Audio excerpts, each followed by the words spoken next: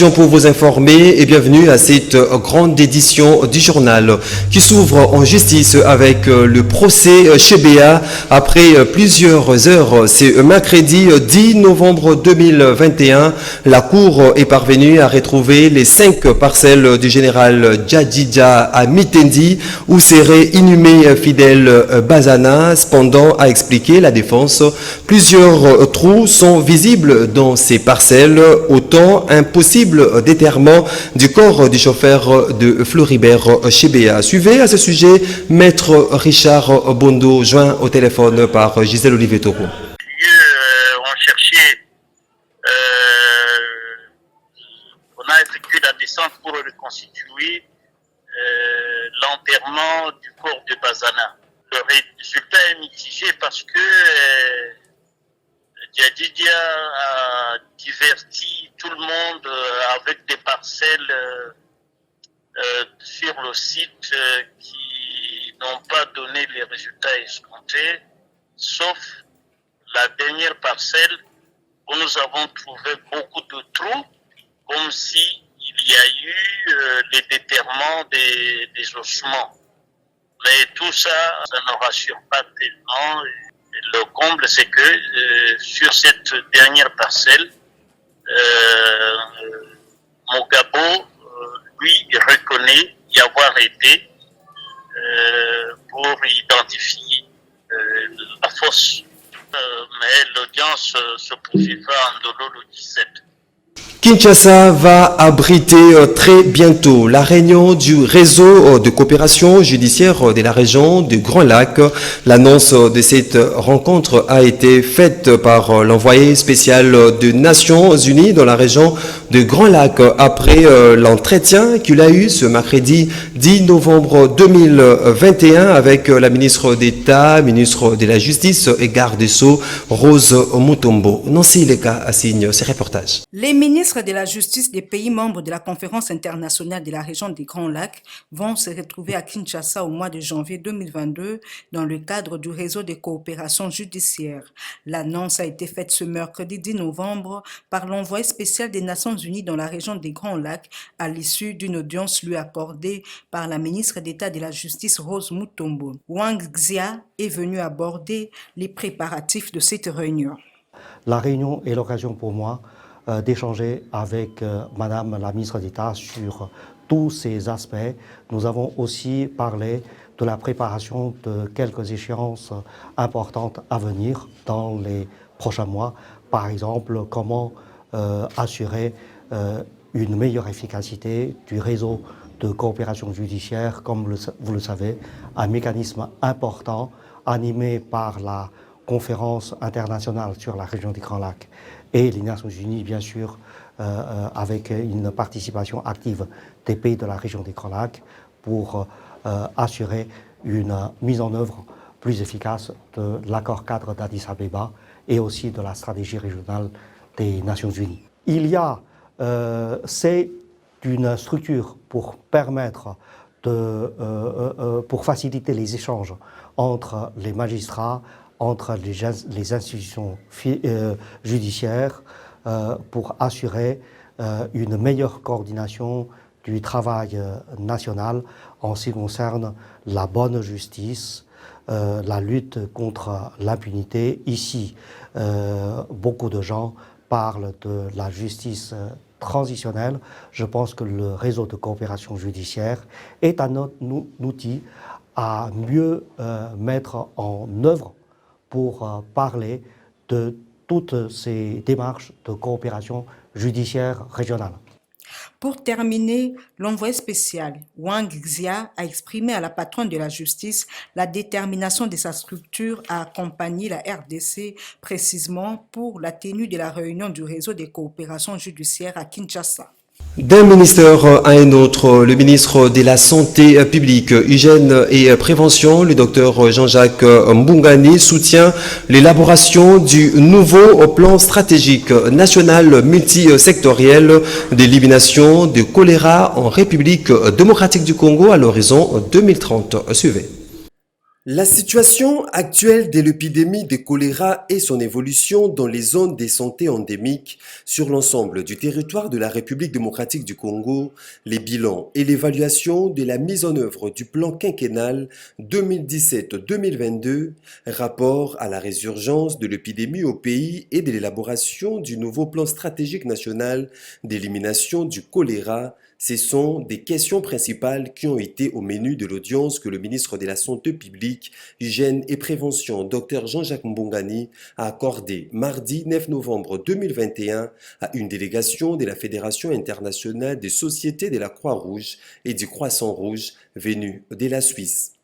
Ensemble, le patron de la santé en RDC et ses partenaires ont échangé sur les nouvelles opportunités à l'échelle mondiale et africaine où le Congo-Kinshasa est appelé à développer des stratégies spécifiques pour renforcer sa politique des ripostes contre les choléra et c'est là par rapport à la vision 2030 établie par l'OMS et d'autres organisations internationales qui soutiennent l'importance de la lutte multisectorielle pour éliminer définitivement les choléra. En fait, je suis Dr Placide Milo, le directeur du programme d'élimination du choléra et lutte contre les autres maladies diarrhéiques. J'ai amené avec moi la délégation qui est venue de Genève pour venir voir l'excellence dans le cadre du projet d'appui au pays par rapport à l'élimination du choléra. Et donc, il y a Madame Annika et puis Dr Désiré. Ils travaillent, ils viennent aider les pays dans le cadre d'élimination du choléra et c'est un projet qui a commencé, donc leur première visite au pays pour venir appuyer cette coordination dans le cadre d'élimination du choléra. Et ce que les Congolais peuvent attendre, c'est espérer avec l'appui et la mobilisation des ressources de nos partenaires pour arriver à éliminer réellement le choléra à l'horizon 2030. Mais nous, comme la RDC, on peut déjà, d'ici 2025, nous pouvons déjà espérer cette élimination. Et les motifs de ce premier déplacement, c'est pour venir aider à élaborer déjà des nouveaux plans multisectoriels d'élimination. Et des réunions qui vont se commencer déjà les vendredis. Il y aura une réunion avec tous les différents sectoriels, donc la santé, l'environnement, le plan, la pêche et l'élevage, le transport, le ministère de l'Intérieur, donc tous les acteurs qui sont impliqués dans la lutte contre le choléra, parce que la lutte contre le choléra est multisectorielle, ne dépend pas seulement de la santé, parce que c'est une maladie qu'on attrape par la consommation ou par l'eau qui est sale. Donc il faudra agir avec les autres secteurs pour qu'on arrive à y. Donc nous allons commencer dans un premier temps par une réunion multisectorielle où on va en fait joindre, comme le directeur l'a si bien décrit, les différents acteurs, les ministères qui sont impliqués dans le contrôle du choléra et de commencer d'élaborer une feuille de route. Par contre, on va se poser sur le plan national qui existe déjà pour l'élimination du choléra, le PMSEC, qui a été développé et le plan actuel il va de 2017 à 2022 et on va fortement s'appuyer sur ce plan et de discuter ensemble avec l'équipe multisectorielle pour voir ce qui a été déjà mis en œuvre et où est-ce qu'on pourra appuyer de notre côté pour que la mise en œuvre sera encore plus efficace au futur. On a déjà vu une forte diminution de cas dans les dernières années, mais c'est vrai que pour arriver à ce but de l'élimination, on travaillera ensemble avec toutes les différentes équipes et aussi dans les groupes de travail spécifiques pour les différents piliers nécessaires pour l'élimination de choléra pour arriver à ce but de l'élimination. Il était vraiment très, très accueillant, il était motivé, il y a une énergie qui vient avec, qui est vraiment motivant aussi pour toute l'équipe et il nous a donné son soutien pour ce projet. On est vraiment très très content de l'avoir reçu. Notez qu'à Kinshasa, la première mission de partenaire consiste surtout à aider le pays à élaborer un nouveau plan multisectoriel d'élimination. Parlons à présent de la coopération RDC-Belgique. La ministre de Mines, Antoinette Samba-Kalambay, a échangé avec Jérôme Roux, conseiller économique et commercial de l'ambassade de Belgique, sur le projet minier de valorisation de gisements de fer dans la grande province orientale. Nancy Leka assigne ses reportages. En dépit de ses engagements pris pour l'épanouissement de l'homme congolais ainsi que du développement de la nation dans son secteur, la ministre des Mines, Antoinette Samba-Kalambay, a eu un entretien avec Jérôme Roux, conseiller économique et commercial de l'ambassade de Belgique à Kinshasa. Cet entretien s'inscrit dans la suite de la visite de la patronne des mines en Belgique où il y a eu des instruments de ratification ainsi que la signature d'un traité bilatéral de protection réciproque des investissements. Au sortir de l'audience, le porte-parole de la délégation fixe l'opinion en ces termes. 15 jours après la signature à Bruxelles, l'échange des instruments de ratification d'un traité bilatéral d'encouragement et de protection réciproque des investissements. La ministre des Mines était à Bruxelles avec le ministre des Affaires étrangères, Lutundula, pour cette signature. Et donc, vendredi dernier, au Sénat, on a eu l'occasion de proposer des pistes concrètes de collaboration belgo-congolaise pour une industrialisation durable du Congo. Ce que nous avons développé ici, c'est plutôt un projet minier, un projet phare de valorisation des gisements de fer en province orientale qui classe le Congo parmi les 5 plus grands pays au monde pour ses réserves de fer, mais qui malheureusement ne sont pas du tout exploités à cause des difficultés liées à l'énergie et surtout au transport. D'autre part, Léonide Moupépélé, expert minier de la sous-région de l'Afrique de l'Est, a révélé que cette démarche vise à booster le projet d'infrastructure consistant en la construction des voies ferroviaires qui vont relier l'Est du pays à l'Ouest du Congo-Brazzaville.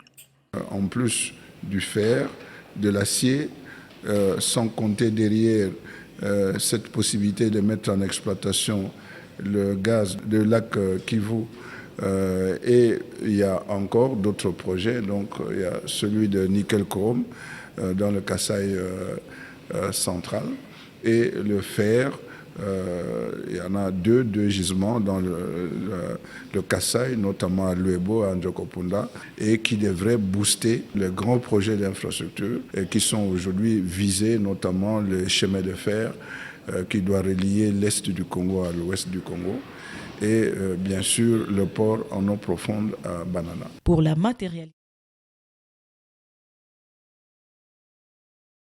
Et puis pour la 10e fois comme en 2020, le gouverneur de la province de Kwango, visé par une motion de défiance signée par 4 députés provinciaux, il lui est reproché de mégestion. Jean-Marie Petit-Petit est invité dans 48 heures à dater de mardi dernier pour présenter ce moyen de défense. Autre détail dans ses commentaires. Jean-Marie Petit-Petit, gouverneur de la province de Kwango, est de nouveau sous les coups d'une motion de défiance. Il lui est reproché de mégestion, aussi d'incompétence. La motion signée par 4 députés provinciaux a été déposée mardi au bureau de l'Assemblée provinciale. Ainsi, le gouverneur du Kwango est invité dans 48 heures à l'Assemblée provinciale pour présenter ses moyens de défense. Le Kwango, il faut le dire, est parmi les provinces où seront organisées l'élection des gouverneurs. Rappelons que le gouverneur Jean-Marie Petit-Petit était également visé en 2020 par une motion de défiance. Il avait en ce temps déposé sa démission avant d'être réhabilité dans ses fonctions par le vice-premier ministre, ministre de l'Intérieur de l'époque, Gilbert Kankondé. La population de la ville de Mbandaka, en grande partie, a pris d'assaut ce mercredi les acteurs de ces chefs-lieux de la province de l'Équateur pour réclamer les retours du gouverneur Bobo Boliko qui a été rappelé dans la capitale Kinshasa depuis plusieurs mois. Suivez la déclaration de la société civile de Mbandaka dans cet élément. S'agissant de la situation politique dans notre province, nous, partis politiques membres de l'Union sacrée Sacré avons constaté avec beaucoup d'amertume la confusion et turbulence politique voulue et créée par l'honorable Boukalonkulo Claude et ses complices au sein de l'Assemblée provinciale de l'Équateur, avec des mensonges et intoxications sur les réseaux sociaux et différentes chaînes de télévision, ayant pour objectif principal de saboter la vision de l'Union sacrée prônée par le chef de l'État en bloquant les actions de développement liées à son serment « Le peuple d'abord ». Condamnons avec d'énergie l'instrumentalisation de la population par ces groupes en trompant les autorités nationales qui auraient des morts le 30 septembre 2021 lors de l'ouverture de la session ordinaire à l'Assemblée provinciale de l'Équateur et que lui-même aurait été touché par balle, qui démontre tout cela que des mensonges montés de toutes pièces. Confère rapport de la commission d'enquête venue de Kinshasa. Sur ce, nous, partis et regroupements politiques, avec membres des associations de l'Union sacrée Équateur, recommandons ce qui suit. 1. Au chef de l'État. Les démons incarnés actuellement visibles à l'Équateur pour demander le départ du gouverneur Bobo Boloko Bolumbu, tout simplement parce que lui aussi, conduit par le Saint-Esprit, et qu'il a adhéré à l'Union sacrée pour matérialiser votre vision dans cette province oubliée depuis plusieurs décennies. Que le Saint-Esprit vous guide pour trancher la situation de l'Équateur et que Dieu vous accorde la sagesse de Salomon avec le concours des hommes de Dieu pour anéantir toutes les forces sataniques négatives debout pour combattre votre vision salvatrice à travers le pays. Tout à fait autre chose à présent. La marche pacifique des CALCC et Milapro est bel et bien maintenue. C'est samedi 13 novembre 2021 à Kinshasa. La dépolitisation de la Commission électorale nationale indépendante CENI reste l'objectif majeur de cette manifestation, déclare Prince Epengue, qui affirme également la volonté des forces sociales et politiques d'aller aux élections. Son propos est ici recueilli par Émile Mouyaya. Les forces sociales et politiques acquises au changement sont loin de lâcher prise tant que le bureau de la centrale électorale n'est pas dépolitisé. Tel est le mobile principal de la marche pacifique prévue ce 13 novembre par le bloc patriotique CALCC ainsi que Milapro. Prince Epengue est cadre de la coalition Lamouka. Le peuple ne veut pas de Kadima. Il a dit, il l'a dit et il le dira toujours. Alors, si on aime le pays, on a intérêt à écouter le peuple. La stratégie du chien à bois, la caravane passe, ne paye jamais. Quand un chien aboie, c'est qu'il y a un problème. Il faut qu'on s'arrête. Les élections sont organisées pour les Congolais. Et nous sommes tous Congolais. À moins qu'on nous prive de notre droit ou de la jouissance de notre droit lié à la nationalité congolaise. Autrement, nous allons faire tout pour que notre voix soit prise en compte. Nous parlons des élections. Les élections ne sont la propriété de personne. Entre nous les politiciens, nous ne nous entendons pas. Entre les pasteurs ou les hommes de Dieu, ils ne s'entendent pas. Entre les membres de la société civile, ils ne s'entendent pas. Pourquoi pensez-vous qu'on peut ignorer toutes ces voix discordantes et foncer tête baissée? La Mouka est prête. Le président élu Martin Fayulu est prêt. Prince Epengue, nous sommes prêts. Parce que nous avons un discours, parce que nous avons une vision, parce que nous avons des valeurs, des idées à partager avec les Congolais. Bien que levée, la décision prise mardi par la Commission nationale des censures sanctionnant la chanson Nini Tosalité du groupe MPR ainsi que la lettre à Yachichi continue de susciter les réactions. Le porte-parole du parti politique Congrès national congolais, Sélé Kanangila, parle d'une décision qui ne valait pas la peine car, dit-il, il y a d'autres chansons plus censurables. Il a dit au micro de Gisèle Olivier Toko. La décision de la commission des censures interdisant la diffusion à travers les médias la chanson Nini Tosalité du groupe Impair qui avoisine le 1 million de vues sur YouTube ne valait pas la peine, estime Sélé Kanangila, porte-parole du Congrès national congolais. Nous pensons que la décision n'a pas été réfléchie, dans la mesure où cette chanson pour nous est une interpellation, c'est une chanson qui met chacun devant ses responsabilités. Nous avons plus de 60 ans d'indépendance aujourd'hui et chaque citoyen sait le rôle que chaque acteur politique a joué pour que la situation soit telle qu'elle est. Et donc nous pensons que c'était une interpellation qui n'a concerné personne.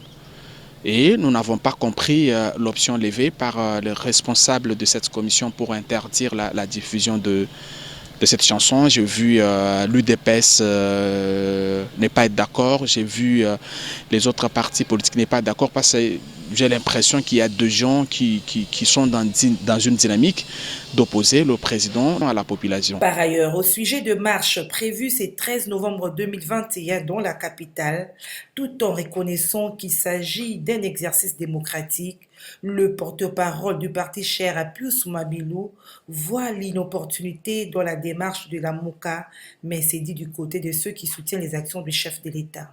Marcher dans notre pays est un droit constitutionnel. Nous, au Congrès national congolais, nous pensons que dans une société démocratique, les uns et les autres peuvent marcher dans le respect des lois du pays. Mais un peu, ça me fait rire lorsque les uns, eux, pensent qu'ils peuvent marcher, comme ça sera peut-être le cas le 13. Mais il semble ne pas aimer le fait qu'on soit allé à l'aéroport saluer le président de la République, alors que ça fait aussi partie de nos droits les plus garantis par la Constitution. Mais là où je reste un peu sur ma soif, madame, c'est sur la motivation de la marche. On nous dit que c'est pour réclamer la dépolitisation de la CENI. Je rappelle ici que les animateurs de la CENI sont désignés sur base de la loi électorale. Et la loi électorale que nous avons aujourd'hui a été votée par la majorité FCC. Je reste sur ma soif, je n'arrive pas à comprendre comment les amis de la MOCA seront à côté de quelques 2 ou 3 pasteurs qui seront avec eux, à côté des amis du FCC pour combattre, pour réclamer une politisation de la CENI qui est garantie par la loi électorale qui a été votée par les amis du FCC. C'est là que nous disons qu'il y a incohérence et que pour nous, cette manifestation... Et au sujet de la chanson Nini, Tosalité et la lettre à Yachichi, le bureau conjoint des Nations Unies aux droits de l'homme réitère son appel au respect de la liberté d'opinion et d'expression. Ainsi, dit-il, les œuvres, les artistes véhiculent les idées et sensibilisent la société sur divers sujets. Restreindre la diffusion d'œuvres culturelles devrait être une exception et obéir aux conditions des nécessités, des légalités et des proportionnalités, indique cette instance des Nations Unies. En sport, jour J-1 de la rencontre République démocratique du Congo-Tanzanie dans les cadres des éliminatoires du mondial Qatar 2022, une 5e journée de tous les enjeux pour la République démocratique du Congo où la victoire est impérative pour espérer se qualifier au barrage de matchs qualificatifs de la zone Afrique. Suivez. Les léopards de la RDC affichent complet à quelques heures du match de la 5e journée face à la Tanzanie. Une rencontre qui se joue dans le cadre des éliminatoires du mondial Qatar 2022. L'effectif des fauves congolais est quasi stabilisé, seulement l'absence du capitaine Marcel Tisserand blessé est vite remplacé par Arsène Zola. Les 24 joueurs retenus par l'entraîneur Hector Cooper continuent d'affûter les armes en terre tanzanienne. Rappelons qu'au match aller, les hommes du sélectionneur national, l'Argentin Hector Cooper, avaient été tenus en échec par les Tanzaniens, un but partout avec un but au passage de Diomersi Mbokani sur la pelouse du stade de TP Mazembe de Kamalondo à Lubumbashi. Ainsi, les léopards sont appelés à sonner la révolte, battre les Taifa Stars à l'extérieur afin d'espérer se qualifier au barrage de matchs qualificatifs de la zone Afrique. 3 jours après, la RDC recevra les écureuils du Bénin à Kinshasa lors de la 6e et dernière journée au stade Martyr de la Pentecôte. Lisons à présent les journaux parus ce mercredi 10 novembre 2021 à Kinshasa. revue de presse. Procès Bukanga Lonzo, le procureur général près la Cour constitutionnelle a fait la honte. C'est avec cette exclamation à la une de Congo Nouveau que s'ouvre cette revue de presse. Ainsi renseigne les Tri Hebdo les procès sur l'affaire Bukanga Lonzo qui met dans les boxes des accusés l'ancien Premier ministre Matata Ponyo et ce co-accusé, ancien directeur général de Fonds pour la promotion des industries Patrice Kitebi et Christo Globler, un Sud-Africain de la société Africom. Étale-t-il le faiblesse de la justice congolaise, s'interroge les tabloïds, et de poursuivre. L'audience du 8 novembre a été l'occasion pour la partie accusée de soulever plusieurs exceptions liées notamment à l'incompétence de la Cour constitutionnelle à instruire cette cause. Comment expliquer que le procureur général s'acharne à présenter Matata Ponyo devant un juge qui n'est plus le sien, car la Cour constitutionnelle ne juge pénalement que le président de la République et le Premier ministre en fonction, s'est interrogé une fois de plus le journal.